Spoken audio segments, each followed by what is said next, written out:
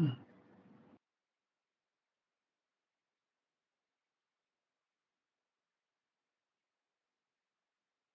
Are you there? Yeah, look at me. Oh, I'm there already.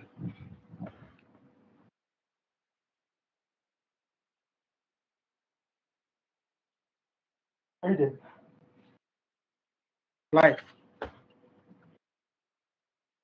as ASNA by the RCC.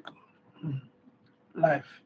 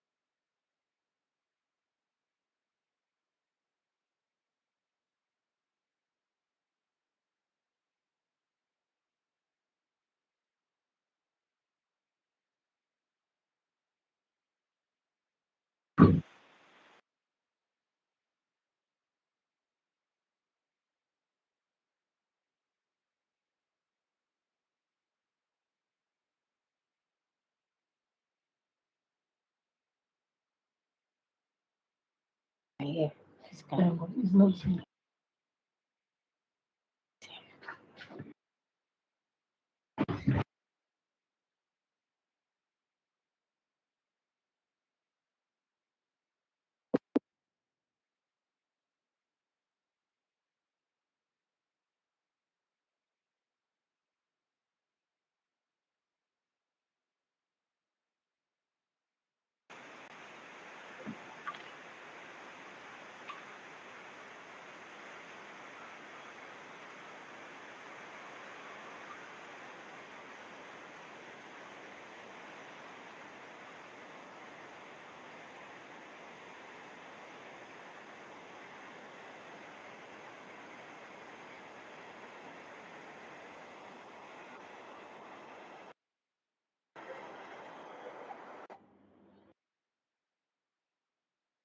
Okay, it's about time. So please, if you are not speaking, please choose mute your video.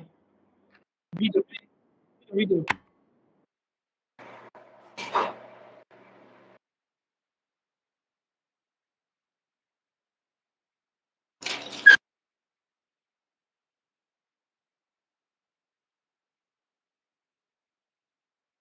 Please mute your video. So, we don't want to see your face, please. Great, thank you.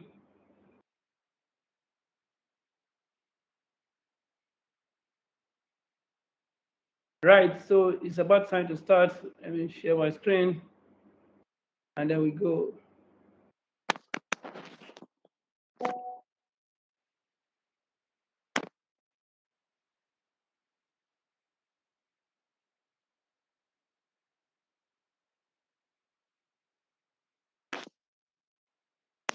Okay, please confirm that you can see my screen, either by response on the chat or on the OBBit notes. Can we see my screen? Write yes on the chat or the notes. You can see my screen, please. You can see my screen, please write yes. Okay, thank you so much. So we are starting right away, and this is the outline for today's wonderful episode. And I'm happy to announce to you that we have a Clare in the house. Thank you so much. So I will just give a brief opening remark, and then I will introduce the guest speaker who will take a presentation. Afterwards, we'll take some quick Q&A on burning issues, and I will do a follow-up trying to finish what I started last week on episode 1, more like experience sharing on my grant writing and grant winning. And afterwards, we take the last Q&A. So this is the format that we are running for today. Like we did last week, last episode 1, if you have any question, as anybody is talking, please, you can write it down, both on the, if you're on the YouTube channel, write it down, your questions, or your on OBMate, write down your question so you to be responded to accordingly. Now, by way of recap, each episode of our series has series has 5 episodes, and thankfully we are now in series 2.0. We started off the last 2 weeks on the 24th of September. Like we mentioned, it holds every second and fourth Sundays in a series when it's holding. So we had it 2 weeks ago, and here are we today on episode 2 of series 2.0. In case you missed that episode 1 that had been done 2 weeks ago, please, you can, it's on YouTube, so you can check on that channel, my name 992, and thanks to those persons who have done their exercise, because after each episode there'll be exercise. So the exercise 1 for episode 1 has been shared. I think as a time I check, close to 90% have done, which is very commendable. But in case you have not had time to do it, so please try and do it, because by next week, this week rather, exercise 2 will be posted. So this is, if you are here to do exercise 1, please, this link is there. Well done. So here are we today, practical insight on grant winning and execution. like I mentioned earlier, thankfully, we have Claire, who will give us a kind of an insider's perspective. Having worked with JPAL for years, she will give us what you need to know from the angle of a funding agency for your proposal to be grant winning. And then I will come in from the angle of researcher, what you need to know for you to win a grant. So other episode will follow on next 2 weeks, upper 2 weeks and upper 2 weeks. We end in celebration on 26th of November. So it's a journey, it's a series. That was a network. Right. So for today's episode 2.0 of series, episode 2 of series 2.0, which is a practical insight on grant writing and execution. We have right here with us Clare Hofmeyr, who I will introduce right away, who is joining us. And I want to appreciate you on behalf of every one of us in DIaDeRC and our over 500 network members of the African Scholars Mentorship Network. So thanks so much, Claire, for you. I know you are very busy. For you to give us your time like this is, we, on behalf of my team, we and everyone on the network, your effort is highly, highly appreciated. Thanks so much. So who is this Clare Hofmeyr, who is coming to us?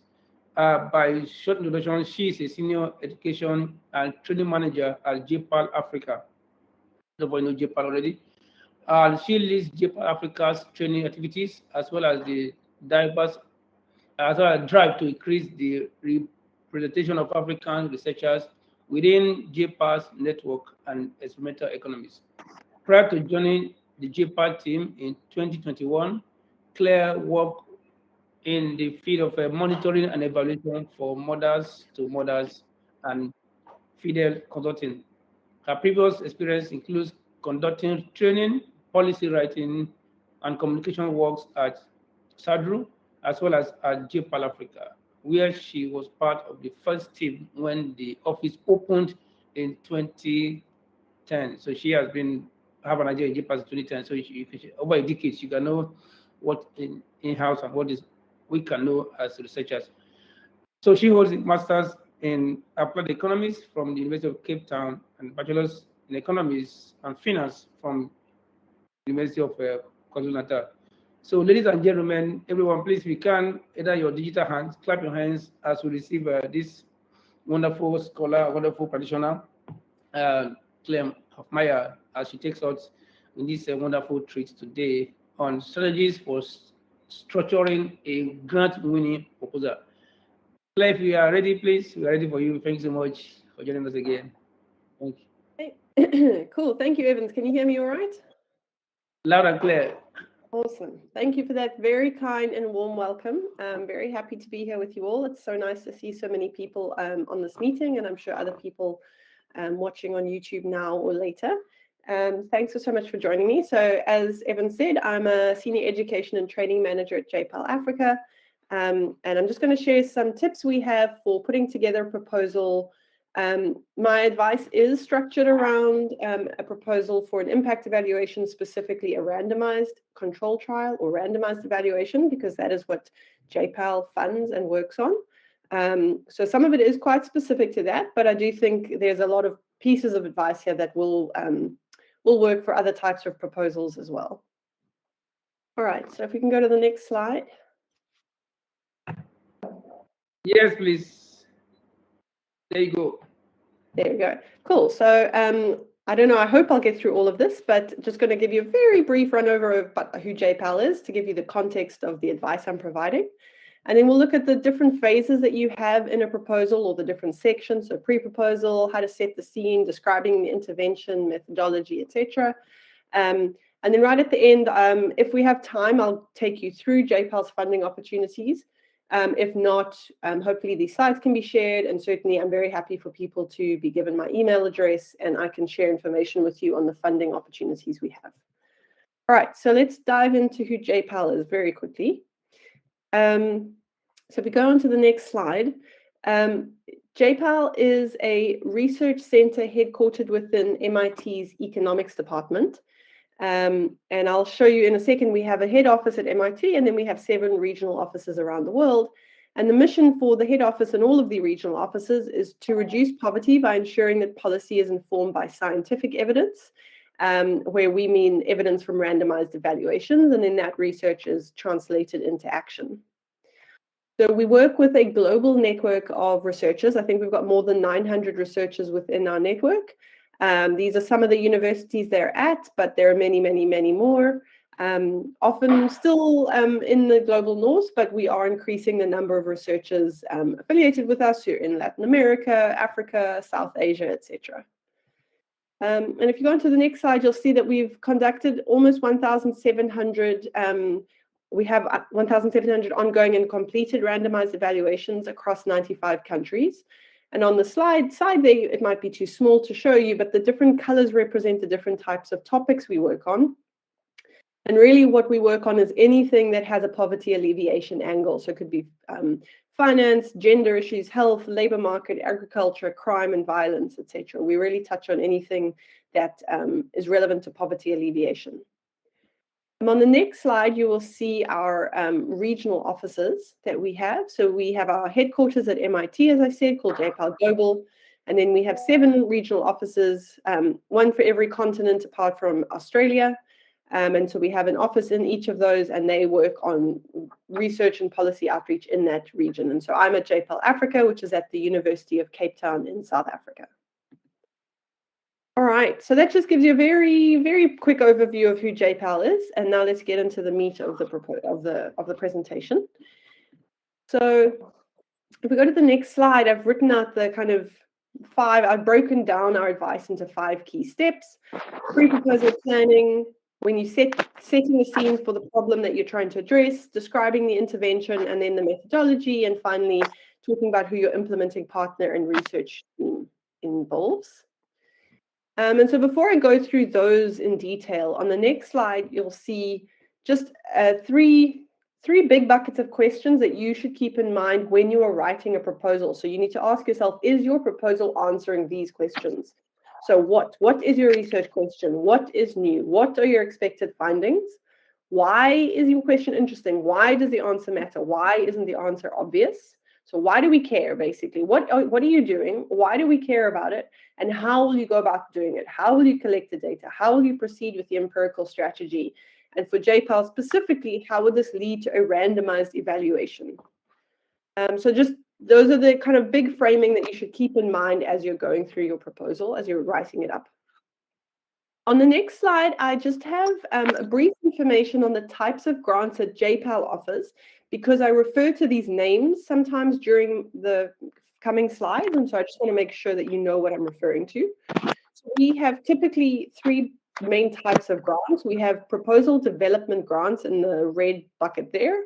Small grant up to $10,000, exploratory work. You have an idea, but you don't yet know how to do it. You need to build relationships, collect very preliminary data, etc. So that's an exploratory grant. Pilots and monitoring systems, I largely just talk about pilots. Here, it's up to $75,000. You have a clear research question, so you know what you want to do, but you might need to test aspects of it. You might need to refine the design of your surveys or the take-up of your intervention, etc. And then once you're really good to go, you can apply for a full randomized evaluation grant up to $400,000. And so I just want to say quickly, and I'll say this again later, that African scholars are people with PhDs at African universities. They are eligible to apply for proposal development or pilot off the bat, no RCT experience required. They are eligible to apply for a full randomized evaluation grant once they have run a pilot through JPAL. So I just wanted to bring this up now so that when you hear me talk about proposal development and pilot, you know what I'm referring to. There's earlier stage, smaller grants that help you to work out something that you would then do in a randomized evaluation. All right, so now let's move on. First, we're going to look at pre-proposal planning. So the kinds of things you need to make sure that you do before you start working on your proposal. All right, so on the next slide, you'll see the first thing to do is check the grant requirements. I'm sure this sounds obvious. Everyone goes, I know I need to check these, but I need to stress this is important because sometimes people will put a lot of time into a proposal that is time wasted because they don't meet a clear criterion that if they'd read the documents carefully, they would have seen this.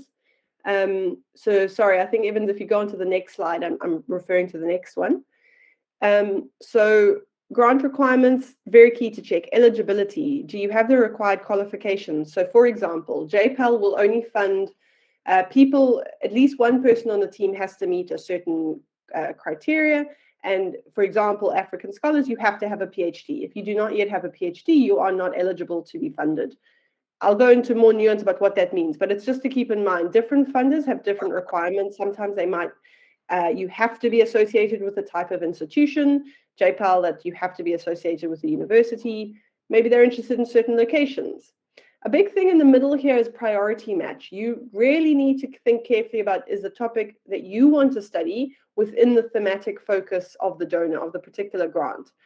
Just because they say they're funding labor doesn't mean they're interested in any possible labor topic. They'll have a preference for topics within the labor sphere, and you need to check, does your topic actually fit? And then just deadlines. It's often, certainly in the case with JPAL, there are multiple deadlines. There isn't just one. So just make sure that you're aware of all the deadlines before you start, because obviously if you can't meet those deadlines, you will have also wasted some of your time. All right, on the next slide, this is really specific to JPAL, which is for us and other organizations that fund RCTs exclusively. So IPA is one of them, Innovations for Poverty Action. There needs to be a clear pathway to a randomized evaluation for the proposed study. So in other words, your study should propose to evaluate a program that is either brand new or already exists, but is being adapted or expanded in some way. And the program is not yet offered to the entire population of interest. So this is important because for a randomized control trial, you need to be able to have your program recipients be a random selection of people who received the program, and a random selection did not. And those who did not fall into the control group, and you need that control group to be large enough to find a statistically significant effect. So it needs to be something that hasn't already been rolled out, because you need to allocate who gets it randomly, and then you need to have enough people who don't get it for them to be a meaningful comparison group. All right, so we've gone to the next step. It's very important for you before you submit a proposal to check on the necessary approvals. So this can include contacting your university's office for grants to find out the approval process and internal deadlines, and leaving enough time for the institution as well as other partners to review the budget and the planned activities. I would really strongly advise you to be very conservative during this step. Approvals will always, in my experience, take longer than you think they will, especially when it's around ethics or IRB approval.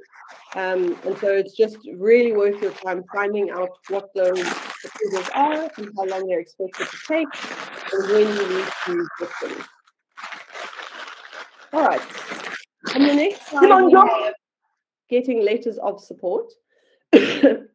So letters of support are, they come from close partners that you're going to work with as part of your research. And they are, for JPAL, they are required if you are submitting a pilot proposal or a full RCT proposal. They are not required if you're submitting a proposal development grant proposal. A proposal development grant is often that money can be used to develop the relationship with the partners that you're going to work with. So you may not yet have that relationship established. But in a pilot or a full RCT, you're expected to have an established relationship. Say you're going to evaluate a teacher training program and you're working with an NGO that trains teachers. By the time you get to a pilot, they need to be fully bought onto the research, agree with you how to do it, and they'll write you a letter to say, I'm fully on board with this research, I will do X, Y, Z, etc. And they're really important because they demonstrate the feasibility of the project. So a lot of RCTs can have very good, their thinking can be wonderful behind them, but they fall apart because of some practical consideration, often around the implementing partner, the agreement falling through for some reason. And so review boards not only care, is this interesting, but they also care about, is this feasible? And that's why a letter of support is very helpful. It shows that it's probably more likely to be feasible because the partner is committed. All right, so that's kind of the thinking you have to do, some of the key things you need to think about before you start writing your proposal. And now we'll talk about things you need to do in the actual proposal writing. So in the first section, we're talking about setting the scene. So it's motivating your study. What is your research question, and how do you talk about your contribution to the literature? Okay, so on the next slide, we'll talk about motivation for your study. So here we're saying begin your proposal with a clear problem statement that motivates the research. So it should describe the challenge or problem that the study is seeking to address, and it should be succinct and to the point. So here's an example. Women's interests remain underrepresented in local policymaking, despite the implementation of community-based and participatory planning and budgeting programs in much of the developing world. Male dominance in neighborhood institutions may make it difficult for women's voices to be heard, even if female attendance quotas in village planning and budgeting meetings are met. All right, so we've got a problem around women's interests being underrepresented, and we, even if you try a particular solution, in this case quotas, it might still not, you might still have a problem. All right, so clearly motivate the problem, and then you go on to your research question. So that's on the next slide. And here the advice is to state your question directly and to show how it fits into the literature and field. So you've got to make sure it's narrow and specific enough to answer with your proposed project. So it can't be like, how do we improve women's empowerment? That's far too broad. It might be, well, we'll see the question here. In this case, can trainings on women's empowerment and gender inclusion for neighborhood level women's groups and neighborhood association leaders increase women's participation and representation in Indonesian neighborhoods? It's very specific. We're going to provide these two types of training, and will that impact their participation in neighborhood settings? All right, so try and make your research question narrow and clear, and also clearly a fit for the research agenda of the funder. All right, and then if we move on to the next slide, we're talking here about contribution to the existing body of knowledge. So every proposal, you're going to have some amount of, saying what literature your study is relevant to, and its place that it's going to, is it going to fill a gap in that literature, for etc. So you use the literature to contextualize your research question, to say like, look, this other work has been done, and this is the literature that's relevant. But there's this gap in understanding, for example, why aren't women speaking up at meetings, even if there are quotas, and my study is going to try and answer that question. Very key, and that's why it's highlighted, is to avoid disparaging prior research. So sometimes people will write, the previous research has been inadequate, this author failed to find something, and I'm come here to solve the problem. That will never, ever read well. So it may be that there is a hole in the research, or the research has been weak, but you would frame your study as building on and adding to and strengthening the field, as opposed to criticizing too overtly previous research. And then something to bear in mind here that I mention again later is to keep your literature review concise and only cite studies that are directly relevant to your project. So a common mistake is spending too long on the motivation and literature review and too little on the intervention and research design. So you do need to place your work in the context of the literature. You do need to show that you're aware of it, but you need to also do that concisely. And the advice here is really mostly refer to papers that are very recent.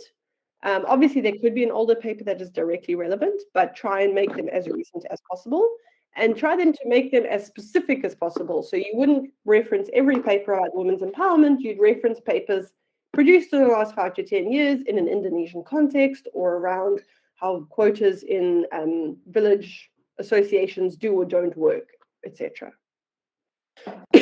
All right, now let's moving on to describing the intervention. So here you're going to talk about what this intervention is and what the theory of change is. All right, so on the next slide, here I talk about intervention details. So it's very important to provide sufficient detail about the intervention in your proposal. And this convinces the funder that your study is feasible. Again, very important. Can your study actually happen? Will your findings be reliable? You think you're going to find something about women's empowerment? Is this intervention actually going to tell you something about women's empowerment? And your evaluation will answer the question you are asking. So, you could be doing it something about women's empowerment, but are you actually getting at the specific question you're asking? And so you must include details of how you will ensure that the program is delivered with fidelity. That's a key thing, right? You could have a very well-designed program, and your research question could be great, and you could have nice plans. But if the program doesn't get implemented properly, then you don't know what its real effect would be if it were implemented properly. You'll get some sort of finding, but you don't know what that's being driven by because your program wasn't implemented properly. So often what is built into a randomized evaluation is also a process evaluation where you check the process of implementation during the time the program is being implemented. And then here, we're talking about intervention details, but maybe you're doing an earlier stage grant, a proposal development grant or a pilot grant. You're not yet running a full intervention. Maybe you're collecting extra data, or you're setting up meetings with partners, etc. So in that case, you would describe activities that you will conduct in this preliminary grant and how they'll inform the design of a full RCT that will come afterwards. So you would say, I'm going to be surveying 5,000 people by telephone, et cetera, et cetera. I will ask information that will allow me to do X, Y, Z in the later intervention. All right, and then on the next slide,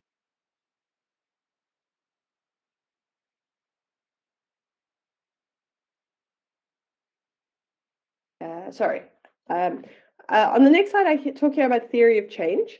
So when you're talking about your intervention, when you're describing it, you should include a discussion of the theory of change. So specifically, I'm going to do X, and I expect the effect of that on Y to be whatever. So what you're doing is you're laying out the causal chain of the intervention. This is very important because sometimes people just assume this. I'm going to hand out textbooks and people's literacy is going to improve. Well, why? How do you know that handing out textbooks would raise literacy? Your theory of change might be, I'm going to give textbooks to teachers. Teachers know how to use them in lessons. They're going to make the use of textbooks fun. Students are going to read the textbooks more. They're going to take them home. Their parents are going to help them. And through that, they will improve their reading ability, for example. So you need to state why you think doing the thing is going to have a particular outcome. Very important here to identify the assumptions behind your theory of change. What are you assuming? If I just say I'm going to give you books and kids are going to read, what am I assuming? I'm assuming a lot of stuff. Teachers are going to use the books. The books are written in the right language. The books are written at the right level. Kids have an interest in reading. Parents can help their kids read, etc., etc. So you need to be very explicit about why you think this will work and what might go wrong. So what are the risks? Your theory of change could definitely be rougher for an earlier stage grant, meaning you're not quite sure how it will work. Will this intervention lead to this outcome? Because that's what you're using your earlier stage grant to finalize, to work out. And I just want to say here that a theory of change is relevant to any kind of impact evaluation. Maybe you're coming in to evaluate a program that's already run for 10 years, and so it's some sort of retrospective evaluation, and it's not an RCT. You still need to have a good understanding of the theory of change in order to really build a strong evaluation. All right, let's move on to methodology. So here you're going to talk about your experimental design, how you're going to set up the RCT, what outcomes and hypotheses you're going to measure, what do you have, what are the mechanisms of change, and power calculations. All right, so on the next slide, we've got experimental design. This is where you explain your research design, and it's the most important part of your proposal. So I've got this tension here where and if you read grant requirements, they'll often say no more than 5 pages, keep things short, etc. So that is true, but at the same time, you must not skimp on details when you're talking about your research design, because this is what you're going to do, and the detail is needed in order to work out if you're going to run a useful, reliable, rigorous evaluation. So for RCTs, you need to include the number of treatment arms and the number of units in each treatment arm, the sample size, what each treatment arm will receive. So treatment arm 1 will have 30 households in it, and it will receive cash transfers, and treatment arm 2 will have 60 households in it, and they will receive a voucher for food, etc. Then you need to include the unit of randomization or in clustering. So are you randomly allocating a program to individuals? One person gets it, one doesn't. Or to households? One household gets it, one household doesn't. School, a whole school gets it, a whole school doesn't. Or village, etc. Note that for earlier stage work, you may not know all of these details. So particularly for the proposal development grant, you really may not know most of this. and that's expected. The bigger the grant, the more advanced the project, the more you are expected to know. And certainly by the time you get to the full RCT evaluation proposal, you have to know everything and you have to detail everything that's shown here. And then just a tip here for non-RCT impact evaluations, you would explain how you'll create a comparison group and what assumptions you're making to justify this comparison. So you couldn't have random allocation to treatment or control. It was a program the government ran in, say, a particular state in your country and not another state, but you think that this other state is a good counterfactual or comparison because they have a similar level of poverty and a similar type of weather, and it was an agricultural program, but they didn't receive it. And so this is your comparison group. You would need to lay out why you think this is a good comparison group. Okay, if we go on to the next slide, more details you need to include. So the unit of analysis. Are you looking at outcomes at the individual level? So maybe employment status, or at the household level. So maybe it's household income. Are you looking at it school level? So school enrollment rates, or village. Do villages have access to water? That's what we mean by unit of analysis. It does not have to be the same as the unit of randomization. How will you carry out the randomization? Will it be lottery? You sort of taking coins out of a hat, or flipping a coin, I should say, or is it phase-in? People get it. Everyone will get it, but phased in over time, or you're encouraging people to take up an intervention and not encouraging others, etc. And then will you stratify, meaning will you randomly assign within subgroups? For example, within males, you randomly allocate to treatment and control, and within females, you randomly allocate to ensure sufficient representation. And then finally, what's the likelihood of spillovers? So if I treat this one group with cash transfers, what's the likelihood that some of that cash gets to the control group? And if I think it's likely, how am I going to mitigate that? How am I going to stop that happening? You can see there's a lot of details you have to include here with your experimental design. And again, to reiterate, earlier stage grants, you may not have all of this, and that's fine, but you would provide as much as you can. And maybe in some cases, it would be your best guess for those details that you will finalize in your work.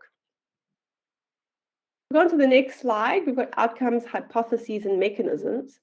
So in this section, you're stating your key hypotheses and the outcomes you expect to be impacted. So, for example, I expect teacher training to improve pedagogical practices used at schools, and therefore learning outcomes. So kids are going to learn more, and I'm going to evaluate that by measuring the literacy and numeracy of children aged 7 to 9. So you have a hypothesis and what you think will be impacted. Very key here is describing the data that you will use to measure these outcomes. You could be using administrative data, so data that's already being collected in the delivery of the program, either by the NGO or the school or the government department, etc.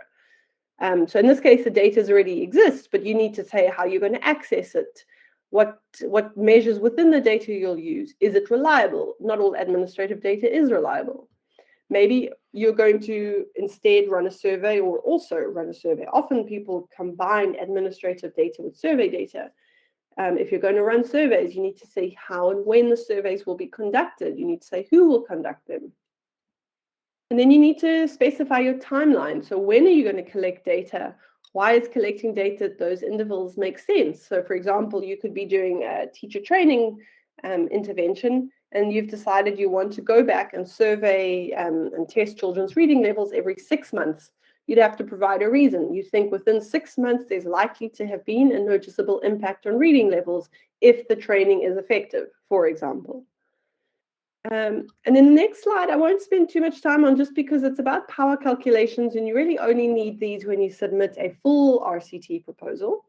But this is what this gets at is a calculation around, at the end of the day, what it tells you is the sample size that you need in your evaluation in order to pick up an effect if there is one. And so power calculations will indicate the things there on the right. So minimum detectable effect, what you think take up and compliance will be, variance of the outcome variable, etc. These aren't required at all in a proposal development grant, the smallest one, and they're not typically required for a pilot, but you should at a pilot stage still say, look, I'm intending to run this intervention and my sample size I expect to be 2,000 children across 100 schools, for example. I'm just making up numbers. But you should have some idea of the sample that you'll be getting at, because that's a key thing that review boards will look at and go, is this a big enough sample? Because if you're telling me you want to evaluate a teacher training program based on 200 children, their test results, they're probably going to say, no, that's not sufficient. So this is a very important piece of information. All right, then if we move on to the next section, it's about describing the implementing partner and the research team. So then if you move on again, for the implementing partners, so it's important at some point in your proposal to talk about who your implementing partners are and their experience. So your implementing partner is whatever body is delivering the intervention. So if it's a school, if you're delivering a teacher training, it could be an NGO that trains teachers, or it could be the government department that is handing out a cash grant, etc. So I mentioned before you'd have a letter of support from them, but you would also describe who they are. Just to give the sense, again, it's all about feasibility and reliability of the evaluation. If you're running a survey and you're getting a survey firm to run your surveys, you would also describe them. Again, the more experienced and knowledgeable they are, the more feasible your project is. So really highlighting that experience is very key. And then on the next slide, we talk here about the research team. You'd also talk about the role and experience of the members in the research team. Some proposals they ask you to submit CVs as part of the application, but not always. So if not, then it's good to, at some point in the proposal, you'll have a chance to talk about who's in the team.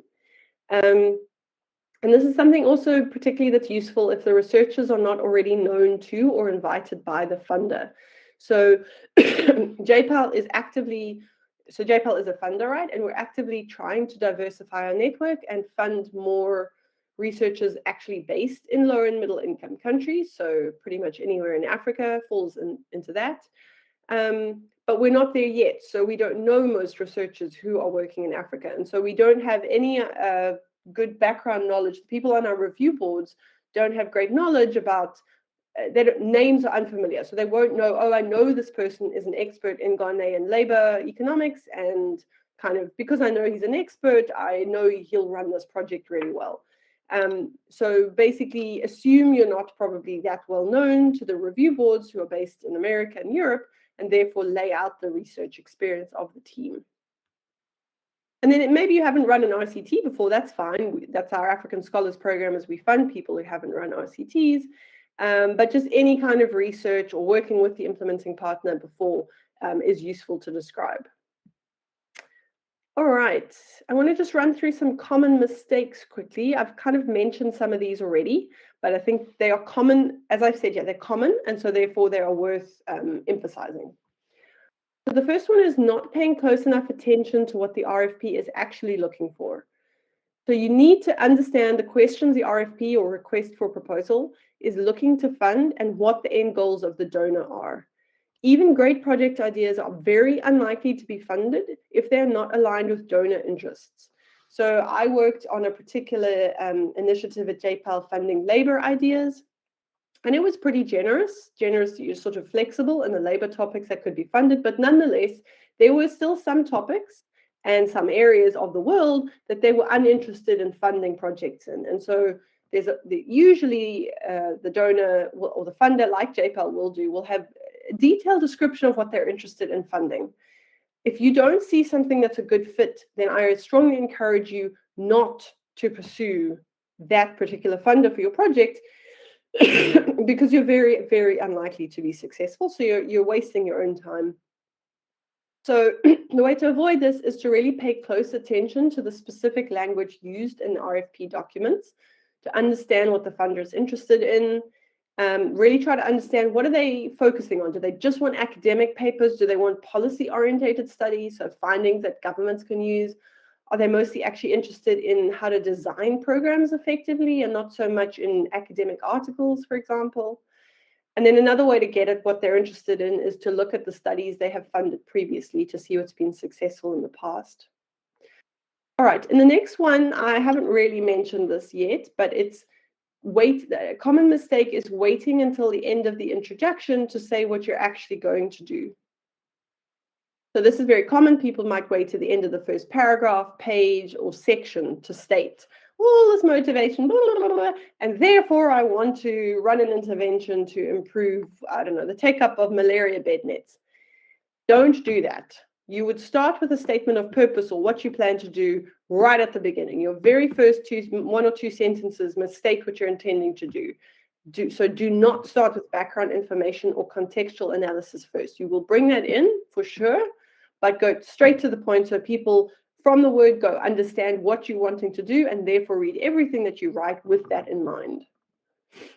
All right, on the next slide, we have a common mistake being that people don't include clear explanations of how the research findings will be used. The review boards generally want to know this. Are these findings going to be useful, right? They're shelling out a lot of money, and usually, well, I don't know, usually, many of them are interested in a journal publication coming out of their funding, but they're really also interested in, say, governments getting access to these findings, or these findings informing how the implementing partner designs their program and improves the design. So if at all possible, if your studies are going to be relevant to people other than yourself, you need to explain that. So you would outline how they could be used. Maybe there's a clear evidence gap in academic literature that you're going to fill with this. You're going to share it with policymakers. You're testing a whole new implementation approach, etc. Basically, make it clear why your research is relevant and useful.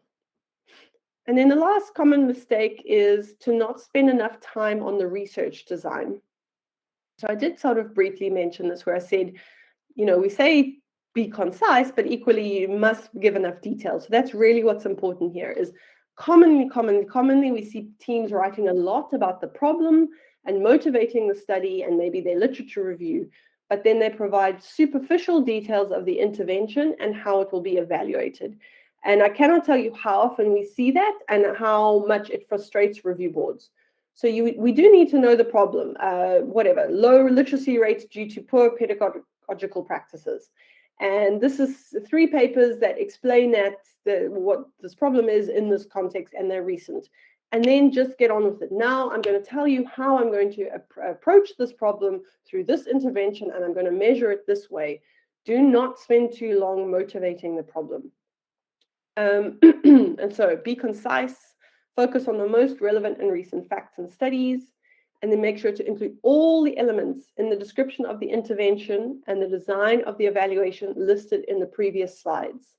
So if you're going to cut content anyway, you will not cut it from explaining the research design, you would cut it from your background and literature review. All right, Evans, if we have time, I just want to take like 3 more minutes to talk about funding opportunities. No, Claire, please go ahead. It's your day. Please, Okay. it's Wonderful. to have you like this is a privilege. So please go ahead and I can save my time. Thanks so much. Awesome. Thank you. All right, so if you go on to the next slide, you'll see I showed you the slide very briefly at the beginning. So as I said, we have these 3 grant types, and I mentioned it, but I'll reiterate it. Why I've circled the 2 blocks in yellow is a proposal development grant and a pilot grant are the 2 kinds of grants at JPAL that African scholars, and I'm going to define that again in a second, can apply for without any RCT experience. The full randomized evaluation is a very large grant, and African scholars can apply for that once they have completed a pilot funded by JPAL. And so the way JPAL funding works is we have these different funding initiatives, and affiliates, invited researchers, and PhD students with affiliates as advisors are eligible to apply for any. But under our African Scholars Program, as I've just said, African scholars can apply for the first 2 off the bat. Please note, you do not have to first apply for a proposal development and then move to a pilot. You can go straight to a pilot. So you can come straight to JPAL and apply for a pilot grant. And we have African scholars who've done that. But you will need to have run a pilot to successful completion in order to be able to apply to run a full RCT. All right, so then if we go on to the next slide, I've just got to the elements of an African Scholars Program. So basically the African Scholars Program is something that some JPAL funding initiatives run in order to expand the eligibility of their funding. So usually we can only fund people already in the network. And by that I mean researchers who have conducted multiple RCTs, have published on at least one of those RCTs. And so they basically are an expert now in RCTs. And then they go through a nomination process and a vetting process, and they then become affiliated with JPAL officially. They can apply for funding from any initiative. Some of our initiatives, and I will explain them in a second, now have built on an African Scholars Program where we expand that eligibility to African scholars. And again, I'll cover that eligibility on the next slide. And so basically what comes in the program is funding. You can apply for one of those first two grants. You get a bit of additional application support when you're writing your proposal. And then once you've been funded, if you're successful, you get paired with an affiliate in our network as a mentor. So you have a mentorship relationship where they provide some advice and guidance as your project progresses. We run different types of training support throughout the year, webinars, in-person courses, sometimes conference presentations. We produce written resources that can just be shared for free. So that's all targeted at people with economics training who don't yet know much about RCTs. And then lastly, when we see people who've gotten to the end of a pilot and there's a good potential that they could then submit a full RCT proposal, we provide extra staff support to help them take it to that level. All right, on the next slide, I've got this eligibility that I've mentioned a few times. So we've got two types of African scholars, resident African scholars and non-resident African scholars. So resident African scholars are those who hold a PhD in economics or related field. The key thing, we do largely fund economists, but the key thing is to be quantitatively trained, so to have a good understanding of statistics and econometrics. So you hold a PhD and you work at an academic institution in Africa, meaning a university. Unfortunately, think tanks do not count in this definition. And then non-resident African scholars are similar. They also have a PhD, they're also at a university, but they're at a university outside of Africa, but they completed high school in Africa. So this is trying to identify people who grew up in Africa, but have now moved outside of Africa. To stress here, to read at the bottom, if you were to apply for funding, only one person in the team has to fulfill this definition. So you could apply with Evans. Evan is a funded African scholar by JPAL, and that's why we're connected. I can't remember off the top of my head who is in Evan's team, but Evan could have a master's student. He could have someone at a university in London who's got no connection to Africa.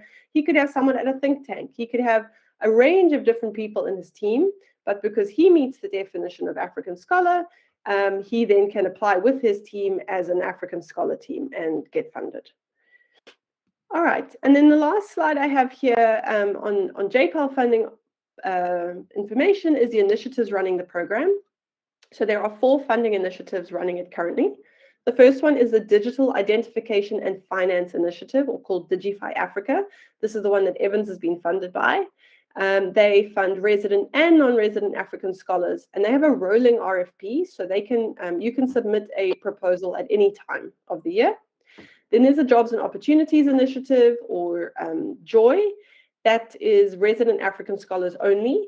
We don't actually have a current RFP. We're seeking renewal funding, but we do think that we will get it. So probably 2024, we'll start offering funding rounds again. Digital Agricultural Innovations and Services Initiative, or DAISY, that funds, as it says, digital solutions to agricultural problems. They fund resident African scholars only, and their next RFP will come up in February next year. And then lastly, the Learning for All Initiative, or LAI, funds resident African scholars, and their RFP is just opened, and the first stage will close in early November, I think. Sorry, I actually see, if Evans were to share these slides with you, I've linked a hyperlink Digify, Joy, and Daisy, but I see I've forgotten to hyperlink LAI. But if you were to search JPAL Learning for All, you will very quickly find the information. And then, on the last slide, I just wanted to list some other donors that have dedicated funding for researchers from lower and middle income countries. So the one that's there, that's our sister organization, is IPA, or Innovations for Poverty Action. They have a lot of offices around Africa, including in Nigeria, in Abuja specifically. But these are names to keep on your radar if you're looking for other funding opportunities. And some of them will be broader than just RCTs.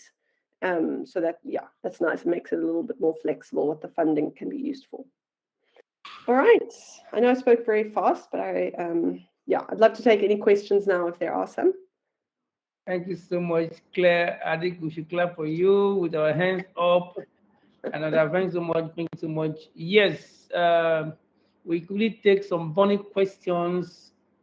Then I can spend a few minutes to finish what I said in episode 1. But Claire, thank you so much. While the questions are coming, there's one point you mentioned which some of our team members would like to have understanding. Do you say the think tanks are not covered, like research centers, under African scholars? Yeah, so Evans, if you were based at a think tank that's not associated with a university, so it's not a research unit within a university, it's totally separate. So for example, in Nigeria, the Center for the Studies of the Economies of Africa, CCA, yes. They would not, if you were there and you had no team members who were at a university, you would not be eligible for funding. So you need to have one person. DIaDeRC is a center that's independent, but some of our scholars are university affiliated. So yes, somebody, but again, just one person has to be. Just one person, okay. Great. Yes. Please, let's maximize this opportunity. Victoria, goodness, check the chat boxes and YouTube, and let's get the questions across as we discuss them. So, yes, please, questions. Please, if you don't have it, write it quickly on the chat or on the note. I prefer notes. If you're on the OB Meet platform, put it on the note. But if you are on YouTube, put it on the chat, please. Let's get them coming. Victoria, you have them right? It's a pleasure to have you. Thanks so much. Did you share a slide? Okay, that's Adekola. Yeah, I think slide is there. If you check your browser, it's both on YouTube and here on OB Meet. The one question is the slides are not changing. I'll ask you to simply check your connection. Okay. Research question. Okay, great. Yeah, Claire, say you can reach out to her. Great. Thank you so much. Do you have more questions? Write it quickly. People are typing. I don't know if they can unmute and answer. Yeah, when they are typing, run through my slides last week, and basically I just spent time on my experience. I think thanks so much, Claire. You have taken one of the slides from my slide. That is the one that we are working with JPAL, which interestingly we just got a discussion last week with JPAL team that they approved our pre-implement proposal stage, and now we are qualified to move on to awesome. So the next thing is the pilot stage. So that's a good news for me from here. That was on Thursday. We had a meeting with Edgar, and it was an hour meeting. Yeah. So that's good news. Yeah. Jason's asked, is there provision for PhD candidates in the residency program? So we don't fund PhD students unless they're in a team with someone who meets the definition. So again, we need one person in the team to have a PhD already and be based at a university, be working at a university.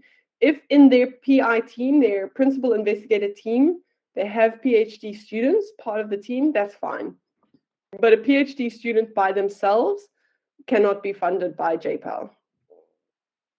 I've got I think just to add to that, Claire, so we just did together because just to add to it, if for example you are a PhD student and then you want to apply for any of these grants Claire has mentioned, thankfully we have in our network now in series 1.0 we have close to 250 scholars, and this series 2.0, when I checked yesterday, we have close to 277 scholars, and we have different kind of scholars from master degree holder to professors. They're all there across disciplines.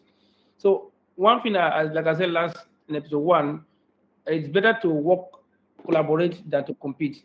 Okay, if you have an idea, for example, this one Claire mentioned, I'm working with JPAC, which you just finished the grant for proposal stage. We are moving, just got approval this week now, just on Thursday, to move on to pilot stage.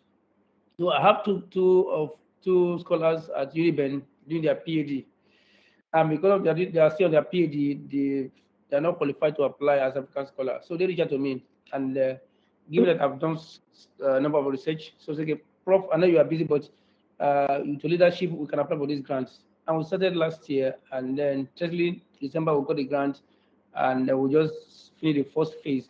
So the idea is that if you have there's no point trying to work alone when somebody move fast, move alone. We want to go far, go with team. So if you have an idea, you're a PhD student, reach out to us. Anybody in our team, there are people who are in that area who meet the criteria, and then you apply. At the end of the day, is the more the merrier. Okay, so that is what I could say about that. This is our own. Well, our focus was looking at assessing the effect of digital and flexible payment options on the uptake of health insurance by Nigerian informal sector. And two, when you are in a team too, it's better because, for example, I stay in Ogun State, close to Lagos. Those total ladies stay in UNIBEN. So, and we're dealing with those State Health Insurance Commission. And because they are in the same state, they can go to the office a number of times to discuss with the team, to meet all the implementing partner support, letter of support. I had several meetings with the MDs, and thankfully we had an MOU established, which is all. So if I was there alone, it would have been difficult to travel to Edo State several times. But because I'm in Edo State, so in other words, your task actually become easier when you are working in a team. So the other thing here is to explain that team is important. That's what I would say on that. Okay. So just to add to that, Claire, I don't know if there are questions there while we're waiting for question. I can go on. What I'm doing now just to complement what you have said. We are giving us the area from funding agencies, so I'll just give my own from the level of researchers. Richard, I do have question for Claire more on check the chat, check the YouTube. While they are coming, yeah, good. See on the expression, my focus now is to look at some of the insights, helpful tips from recently executed projects. Another one we're talking about now is this African Collaborative Research Program, ARC. And ARC to have a number of grants for economists and true sciences. Okay. And on that grant, we're looking at value chain development, trade and economic institution in Africa. We are on phase 3. And phase 2, we got that grant sometime last year. We have done the presentation institution workshop and the mid workshop. By even this week, by Tuesday, I will be in Abuja again to present part of the research at the 63rd Nigeria Economics Conference. So the team again is we have somebody from Ghana, Karakara, who is also a member of our network. Another lady who's just finished her PhD in Kuma University at Edafe. So again, the issue of team building also matters here. You have experienced scholars, you have upcoming scholars, and then working with the experienced scholars, you're also building capacity. So next time, 2 of them can now apply, having done a project with me. What we wanted again by ARC is that ARC can only fund that one of the team members must have done previous research for ARC.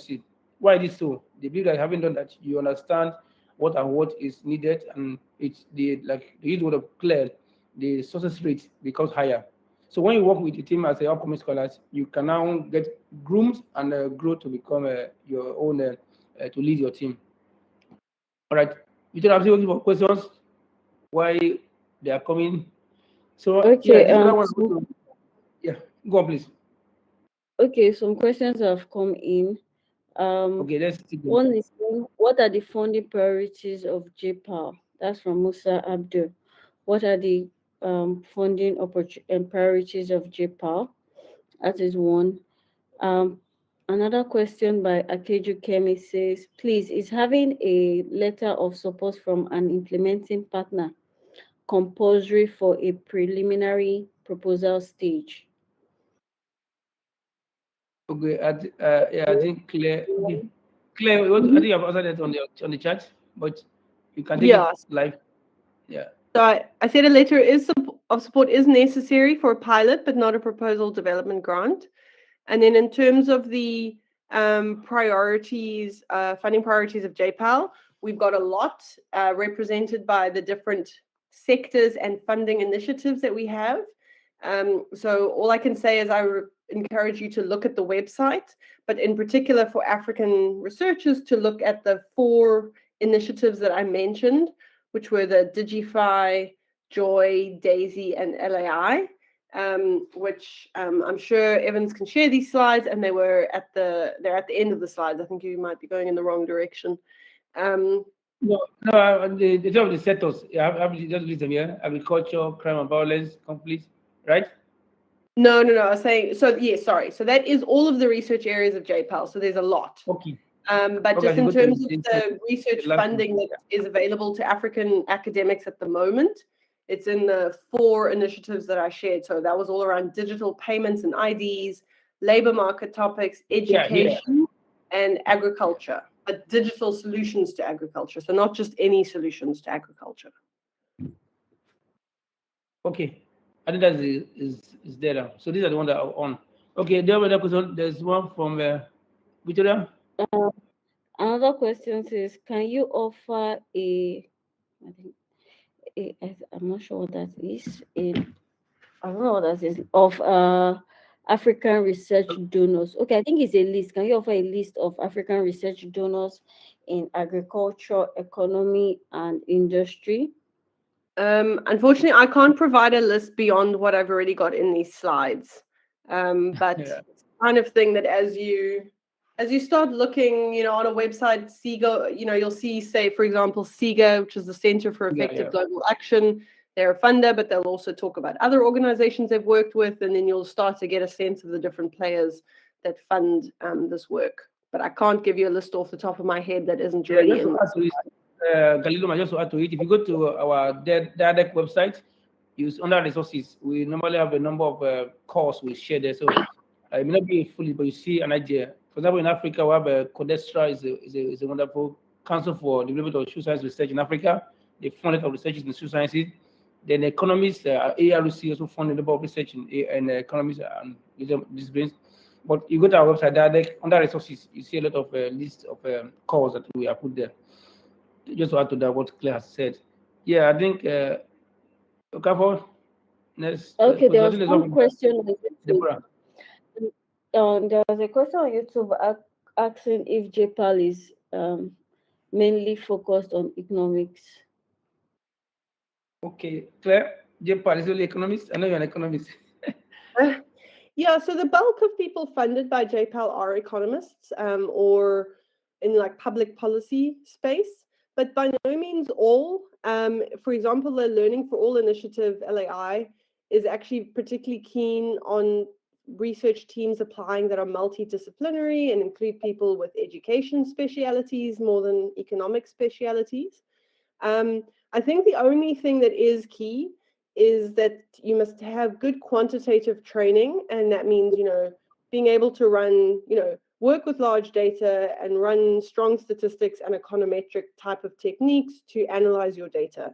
If you learned that in a different type of PhD, that's fine. So it's not, you never have to prove you've got a PhD in economics per se, but you just do need to be able to use the kind of methods that people with PhDs in economics tend to be able to use. Yeah, I think I have to add to that. Well, I would say not only economists. I think in the workshop we had in Ghana in April, and also the one we had in the summer school in Morocco in July, I met scholars who are in sociology, for example, even education, for example. So it's not only for economists, but have an understanding of those such methods. And then two, if from other discipline, maybe somebody working, you look at digital solution for education or for secondary schools. Somebody who have education background can work with somebody in economics. Of course, with your training education, you can bring such educational policy dimension, while the person in the economy can bring the quantitative dimension. So the issue of collaboration and also interdisciplinary research becomes very vital in this regard. So that should, I don't know if that has answered your question. Just to add to what Claire said, you don't have to have a degree in economics, but having understanding of the method, and then collaborating with somebody that has such background, quantitative background, is also one way to go about it. As see talking about the issue of team building, also collaboration. Yeah, I think Deborah, your question should have been answered. My question has been answered. Okay, great. Whether there's PhD. So if you don't have a PhD, you can work with somebody who is a PI, has a PhD. Okay, do you have another question again, Victoria? Yes, we do. Another question Great. says, please, what is the average duration of JPAL's funded project, especially the projects involving data collection by the investigator?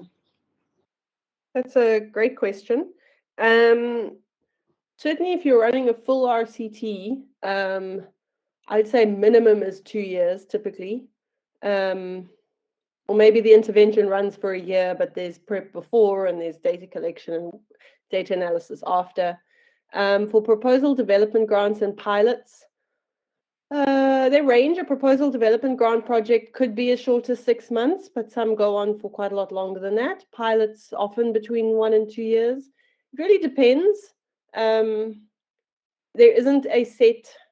I've never been in a review board call where they've said this is absolutely too short or too long. It just depends on what you're proposing to do, really.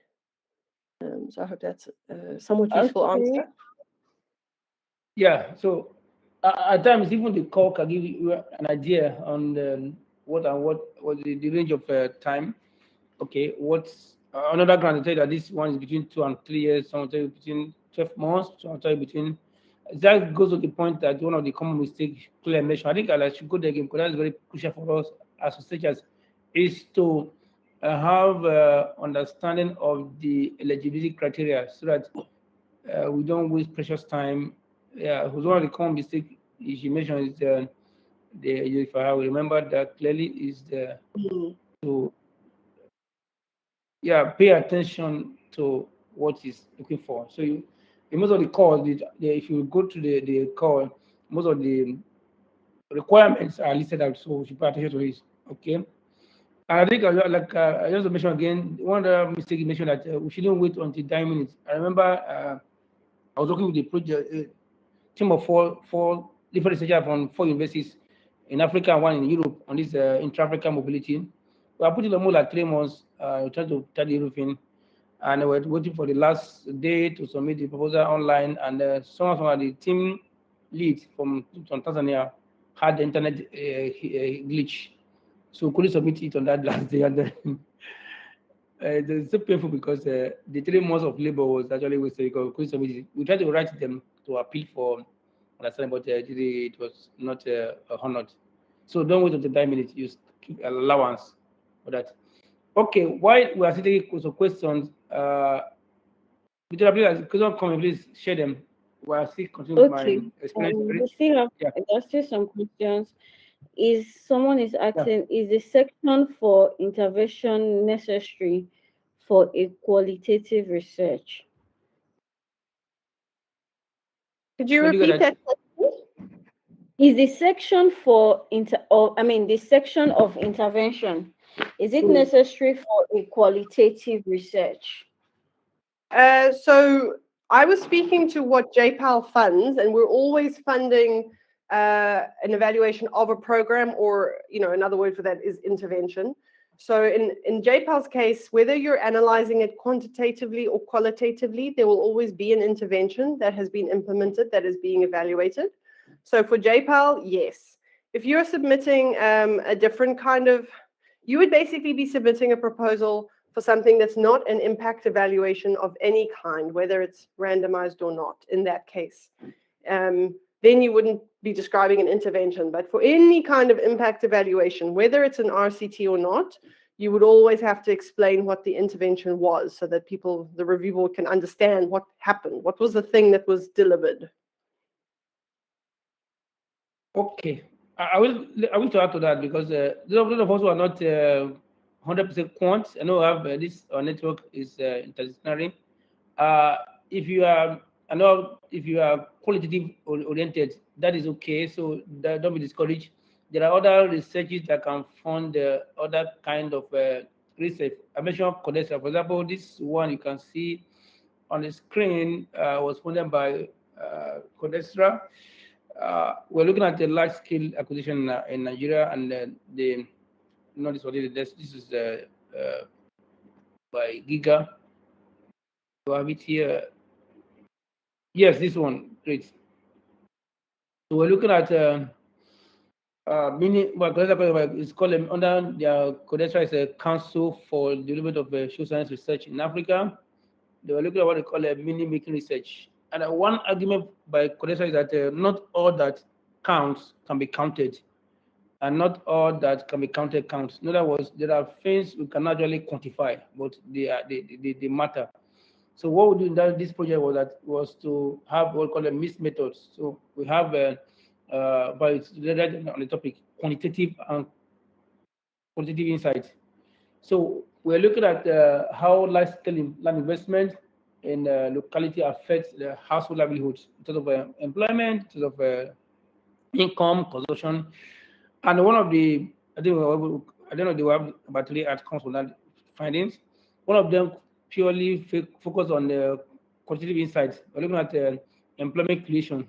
So because in the first two we couldn't measure the type of employment. Of course, you can tell our labor increased by 10%, but what kind of employment are being provided? So that we handle by using the qualitative research. So go to this investment farms, observe one, and also interview both focus group and the key interviews the workers. So we could see those who work in the poultry, those who work in the feed, those who work in their prison. So we were able to bring out something meaningful from that research, even though that particular, the third one was on qualitative research. And again, it's about a team of 5 of us, which I led. So just help encourage those who are doing, who are not core quantitative. There's not, you don't have to be discouraged. Apart from JPA, there are other research bodies that appreciate qualitative research. And then 2, you can also have mixed methods. You have a qualitative research background, somebody can come and complement with a quantitative, so you can do mixed methods. Okay, so that's what should be encouraged. Team work matters, and also you can do qualitative as well as a quantitative research. They are all relevant by their own right, and they can also come up with their own findings. But there's no way you could tell about the kind of employment provided in numbers. You can only observe it and hear from the hear from the workers, and both those who work in the animal husbandry, those who work in the feed. Okay, those harvesting, for example, harvesting cassava or harvesting the vegetables, which are more like a labor provision than the machinery. Okay, I think I don't know that's answer the question. If you could just have more question, why I still try to take more experience for me, and then we open up. Yes, there was some. Okay, yes, there are 2 questions. So someone is asking, please, can a sample of proposal for a qualitative research be shared?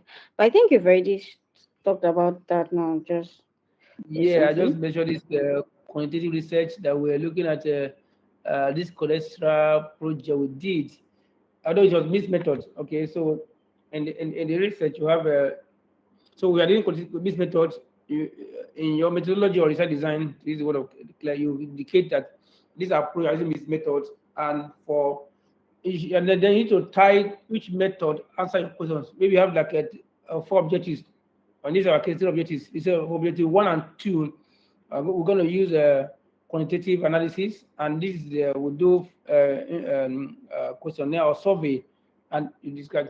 But for objective 3, we're looking at the nature of employment provided by the large-scale investors. But we're going to use a qualitative research, and you say why? Because we want to observe the kind of employment that are being provided that we cannot measure per se, but we can also interview the workers. So that's a kind of typical example of qualitative research. But if you want other examples, I can share that with you maybe afterwards. I think I have such a number of that have both mixed methods and qualitative research. Like let's forget, I did the one that was purely quantitative. I'm looking at rice farmers in Ogun State. that was what I did was to look at the work with the Rights Farmers Association of a State, and then interview the secretariat, interview the president, and all the members of the Rights Farmers Association, and looking at how what is affecting their value chain creation or value chain involvement. So I can share that with you as it's purely qualitative research. Okay. This is a question what I try to summarize, and then we'll take the last. We're actually doing well. We're combining minutes. Anyone has brought their questions before I go to summary of insights from my own perspective? You have like 15 minutes. Okay, there's another question that given that RCT is sort of impact evaluation as funded by JPAL, I wonder, must the research problem tie to an existing intervention or policy? Is that clear? Okay, I think like I have to take that. Yeah, that's clear. So it must, no, not strictly speaking. The most commonly successful kind of funding proposal is a team has identified an NGO or a government department that is already doing something or planning to do something, and they're going to roll out a new version or a new program, and they're keen to have it evaluated. So there's already a body interested in implementing an intervention.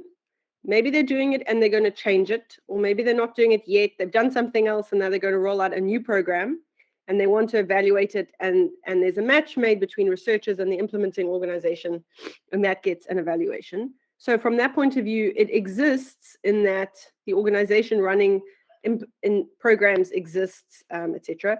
But the thing that is evaluated must be new in some way. Otherwise, you can't randomly allocate who receives it and who doesn't. It'll have already happened and people who received it already have received it. So I don't know if that answers it. Sometimes researchers come to us with a brand new idea and they want to also be involved in the implementation of the idea as well. That can work, but my caution to you there is that JPAL, so some funders can do this. JPAL cannot fund the implementation costs. We can only fund the evaluation costs. So if you come to us and you say, I want a budget and 50% of the budget is for salary and surveys and computers, and 50% is for us to actually run the training of the teachers, for example, to hire people to train, to give the teachers books, etc. We would say we can only fund the 50% that covers the research. We cannot fund the 50% that covers implementation. Other funders may fund that. So it's not that every funder doesn't fund it, but we don't fund it. So it's just that if you do come up with an idea for yourself and want to implement something kind of new, you'll have to get the funding for the actual program from another funder. Yeah, okay, just to add to that, Claire, is that truth is here, is that you can have more than one funding agency funding not the given project but analysis the research team. For example, you just mentioned that the another body can fund the intervention itself, while JPAL can fund the evaluation. So is that what I try to clarify? Sorry, Evans, were you asking? Yeah, can you just repeat that? It's a comment and also a question. What was the last bit? What was the question? Yeah, that somebody is the what JPAL funds the evaluation of the program and not the program itself. Exactly. So I'm also in that case. I know FID, this is a French fund for innovation, funds innovation program. So can a researcher approach fund for innovation, for example, to fund that program itself, while JPAL is approached to fund the evaluation? Is that can I give example of what you try to say? Yes, I'm not 100% sure what the French Development Bank funds, but say they fund a program, 100%. We're always happy to be one of many funders, and you could go to multiple funders just for the evaluation, or you could go to multiple funders, one for evaluation, one for implementation. Very happy to do that, and that makes your project seem more feasible for each funder. If JPAL sees that you already have funding from someone else, that makes your project look more feasible. So we're more likely to give you funding. Fantastic. Okay, great. So while we take the last series of questions, I'll just summarize major insight from my recent funded projects. One is that grant winning is great and it's possible. I think we have seen that people, and I just want to report that between last series 1.0 and now, I'm happy to report that that ended in July, and now some of the person who have trained that series 1.0 have been sharing testimony that one sent to me a message within a week that they got a grant funded, which is quite interesting. And other person have also shared testimony of other changing jobs or based on what we want to share on the platform. So somebody that grant winning may look difficult, but it is great and possible. So let's keep our focus. So it takes being consistent, it takes being focused, and it takes being determined. So you must be focused, determined. Like we said in episode 1, those of us were there, that I have a threshold of if you want to get one grant, apply for at least 10. So at least 10% success rate may come up. And even if you apply first, it was not accepted, I don't call it a rejected, because it's not accepted. If possible, get feedback why was not accepted, and then repackage it and then resubmit elsewhere. So there's no point crying or trying to weep about what is not accepted. So being focused, determined, and consistent is crucial. The next point I want to mention there is that for one of my experience summary is that implementing grants and estimating the findings are crucial. Clare mentioned that today, that in your grant proposal, try to elucidate or anticipate what will be the likely findings and what will be the implications of the likely findings. That is very crucial. It's not just that there's a gap in literature you want to fill. That goes beyond that. How will it impact society? And what I mentioned last time was that if possible, try to tie it to any of the SDGs or any of the national or subnational policy. For example, we have now the AFCFTA in Africa or Africa Agenda 2063. So if you tie in such your findings to any of those research, any of those global, continental or regional or national policy or focus or agenda, we actually give funding agency and also implementing agency that your research will be much more value added to society. Then next point I want to mention crucial is that executing research is very, very essential. If you get a grant, ensure that you meet up with the required reporting, required execution, because it helps your future prospects, which I call the trust capital.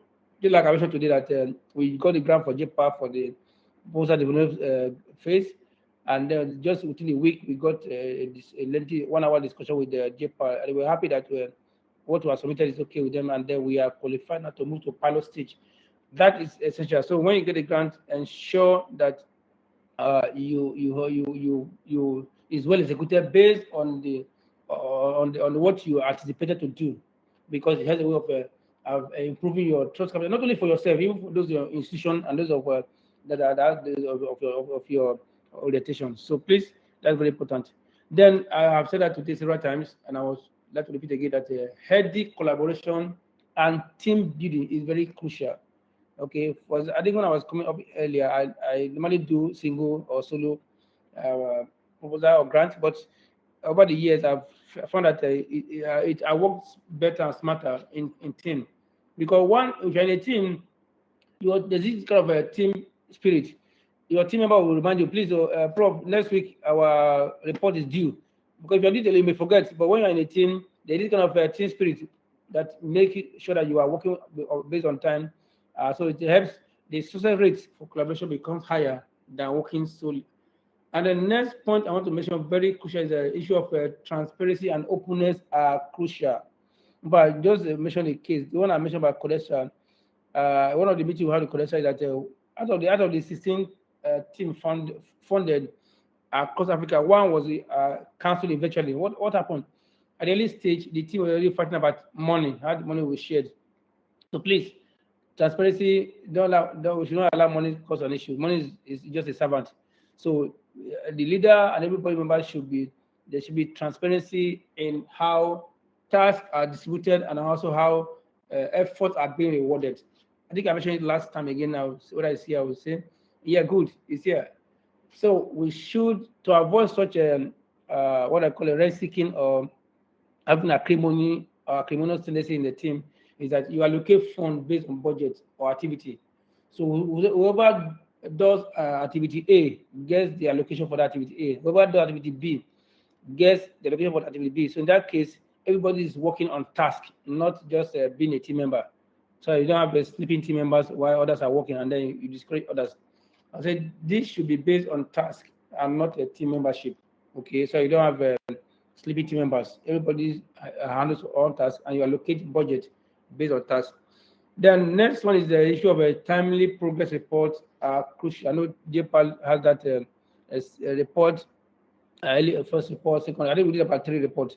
So timely report, and even if there's needs, there are reasons you can't meet up with given timeline, it is good to communicate that to your foreign agencies. That due to sudden change in my career or due to some issues, our report will be due by end of October, but unfortunately, we need quite extra time, 1 month. And if you do that, of course, I'm sure that they will listen because they want the sources. Like I said last time, the sources of you as a grantee is the testimony of the granting agency. So that collaboration is there. And just to repeat that transparency and integrity are your winning cards, which are always essential. We'll try to conclude now why. So in conclusion, I said it earlier just now, I want to mention again that we should avoid lastminute.com. I've shown my experience with the one that we tried to apply at the last day, and unfortunately, the person to submit it, the network didn't work, and they will miss the opportunity. So you must avoid last. If the deadline is on the 10th, or let's say 20th of October, try to submit at least 3 days before the deadline. In case there's a network issue or any issue, you can have allowance, what you call error term in economics. The last also on it that it's better to allocate fund on budget on tax, not on team membership, to avoid to ensure optimal performance and delivery, and also avoid the rent-seeking tendency among team members. The issue of a timely report is essential to be there. So I will stop here, and then we continue with our Q&A as we spend the last few minutes we have. Vijaya, any other question that we have on the chat, or whether on YouTube or on we meet? I'm checking the both platforms to see if any questions have been added. Yeah, I think there's one question from Kalinoma Lumbawa. Can you distinguish between research problem statement and the project problem? Wow. Claire, I think that's for you. I don't know. I mean, they sound like the same thing to me. Maybe they're just different names for the same thing. But when I talk about the problem statement, it's the problem that you are seeking to address with the intervention. So low female participation, poor literacy, high levels of malaria. That's the problem statement as far as the proposals that I'm talking about. I don't know if you have a different understanding, Evans. Yes, I do. I happen to I will give a PhD seminars. I think I did the one again just in September in Maputo, Zimbabwe, Mozambique. Is that outside the last one, the problem itself, for example, let's say there's poverty in Ogun State. That's a problem. We also call it a social problem. Or the problem that I want to my project want to resolve is that poverty level is high in Ogun State. Okay, and I want to see whether if we give employment training or training facility for medium and small scale entrepreneur, whether that could have a way of affecting that. That is the problem or the project problem. But for this research problem is that what has been said in research about poverty and employment. Like I say, well, so in my case, I can say, well, there are studies that have been done in across Africa, Nigeria, but for good states, we have not seen research that try to link poverty alleviation with job training, particularly for small and enterprise.